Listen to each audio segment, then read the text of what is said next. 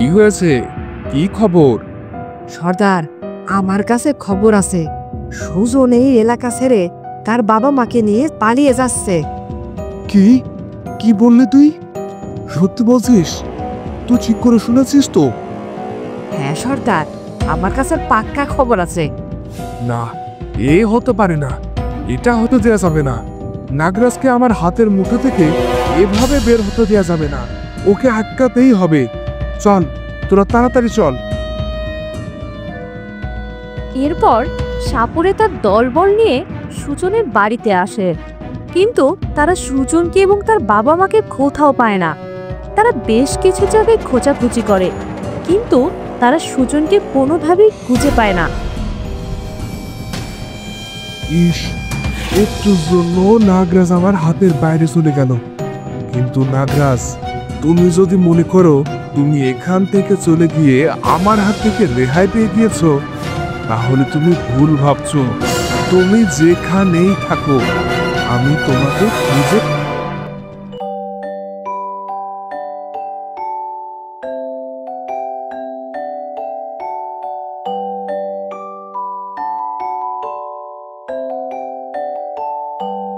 কামিনী সুজনের কাছে আসে। কামিনী, তুমি? হ্যাঁ নাগরাজ, তুমি এতদিন আমাকে স্মরণ করনি কেন? কামিনী, আমি তো তোমার মহল ছিলি না। তুমি আমাকে ডাকলেই তো আমি তোমার কাছে হাজির হয়ে যেতাম। আসলে কামিনী, বাবা মাকে নিয়ে নতুন জায়গায় এসেছি, তাই একটু ব্যস্ত ছিলাম। ঠিক আছে, কাল তুমি আমার মহলে এসো, আমি তোমার অপেক্ষায় থাকবো। আমি চিনব কি করে তোমার মহল? এই নাও, এই নকশা অনুসরণ করলেই তুমি আমার মহলে পৌঁছে যেতে পারবে। নাগরাজ, তুমি অবশ্যই আসবে কিন্তু। ঠিক আছে, তুমি এখন যাও। তারপর কামিনী তার জাদু শক্তি দ্বারা অদৃশ্য হয়ে যায়। সুজনের বাবা, সুজন তো অনেকটা বড় হলো, এবার দেখে শুনে ছেলেটাকে একটা বিয়ে দিতে হবে। হ্যাঁ সুজনের মা, তুমি ঠিকই বলেছ। আমাদের আরো আগে ওর বিয়ের কথা ভাবা উচিত ছিল। হ্যাঁ, আর আমরা এখানে চলে আসাতে ওই নাগরানী আর আবার সুজনের খোঁজ পাবে না, তাই এই সুযোগে ছেলেটাকে বিয়ে দিয়ে দিতে হবে। হ্যাঁ, কিন্তু সুজন কি রাজি হবে? সুজন আমার ছেলে, আমি সুজনকে যা বলবো সুজন তাই শুনবে। সেটা তুমি ঠিক বলেছ। আমি যদি কামিনীর কাছে না যাই, তাহলে তো ও এখানে চলে আসবে। আর মা তো এমনিতেই সাপ দেখলে অনেক ভয় পায়। না, আমি নিজে ওর সাথে দেখা করতে যাব। এই নাগমণির জন্য আমি অনেক বছর ধরে অপেক্ষা করেছি, আর এই জন্য আমি আমার নিজের বাড়ি ছাড়া হয়েছি। ওস্তাদ, আপনার স্ত্রী সন্তান নেই? হ্যাঁ, আমার স্ত্রী আর একটা পুত্র সন্তান আছে।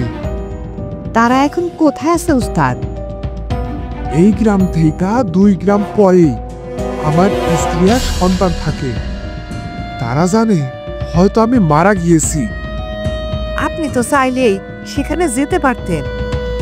না না, আমি যদি আমার স্ত্রী সন্তানের সাথে দেখা করি, তাহলে আমার সব তপস্যা নষ্ট হয়ে যাবে। কিন্তু আজ ওদের জন্য মনটাও অস্থির অস্থির করছে। ওইদিকে সুজন কামিনীর মহলে যায়।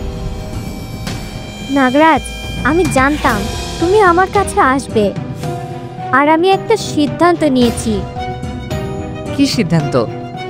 আমি চাই আর দেরি না করে তুমি আমাকে বিবাহ করো। কিন্তু আমার বাবা মা আমাকে কোনো নাগিনীর সাথে বিবাহ দিতে রাজি হবে না। তোমার বাবা মা জানবেই না যে আমি একজন নাগিনী, যেমন তোমার কথা জানে না। এখন তুমি বলো, আমাকে তুমি কি বিয়ে করবে? তুমি যদি আমার নাগরানী হয়ে থাকো, তাহলে আমি তোমাকেই বিয়ে করব। ঠিক আছে, তাহলে আমি খুব তাড়াতাড়ি বিয়ের ব্যবস্থা করছি। আমি তাহলে যাই, অনেকটা দেরি হয়ে গিয়েছে। বাবা মা চিন্তা করবে।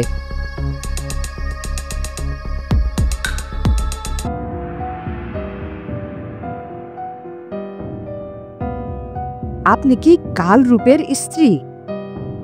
কে কে আপনি? আমি কালরূপ সাপুরের সেলা। কি, উনি তাহলে বেঁচে আছে? সেই আমার ছেলেটা ছোট থাকতে উনি দেশান্তরী হয়েছে, তারপর আর কোনো খবর পাইনি। কোথায় তিনি? আমি যাব তার কাছে। আপনি ধৈর্য ধরুন, কালরূপ আপনাদের খবর নিতে পাঠিয়েছেন, আর সময় হলেই তিনি আপনাদের কাছে ফিরে আসবেন।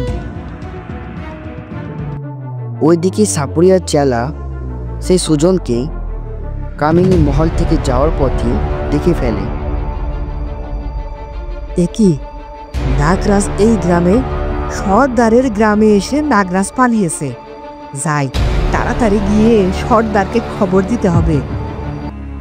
ওইদিকে কামিনী তার মায়ের ছদ্মবেশে একটা মহিলাকে বিয়ের প্রস্তাবের জন্য পাঠায়। কে? কে আপনি? আমি আপনাদের গ্রামেই থাকি। ও আচ্ছা, আসলে আমি এসেছি আপনাদের কাছে একটা প্রস্তাব নিয়ে। প্রস্তাব? কিসের প্রস্তাব? হ্যাঁ, প্রস্তাব। আসলে আপনার ছেলে সুজনকে আমার খুব পছন্দ হয়েছে, তাই আমি চাই আমার মেয়ে কামিনীর সাথে আপনার ছেলের বিয়ে দিতে। আর সুজনও আমার মেয়ে কামিনীকে অনেক পছন্দ করে। এ তো খুবই ভালো কথা। তাহলে আমি সুজনের বাবার সাথে কথা বলে বিয়ের দিন তারিখ পাকা করি। ঠিক আছে, তাহলে আমি এখন যাই।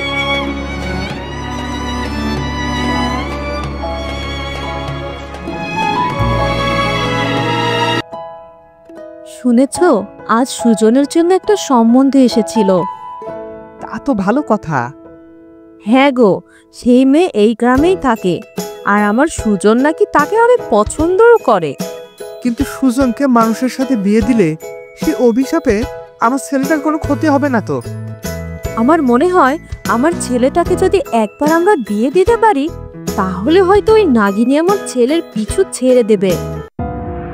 সর্দার, ওই নাগরাজের খবর পেয়ে গেছি। কি বলছিস তুই? কোথায় আছে নাগরাজ? বল এক্ষুনি, আমি আজই যাব, ওই নাগরাজকে আজই ধরবো। ওই নাগরাজ আপনাদের গ্রামে গিয়ে লুকিয়ে আছে। বাহ, এই তো খুবই ভালো কথা। এবার আমার হাত থেকে নাগরাজকে কেউ বাঁচাতে পারবে না। আমি ওকে দৌড়েই ছাড়বো।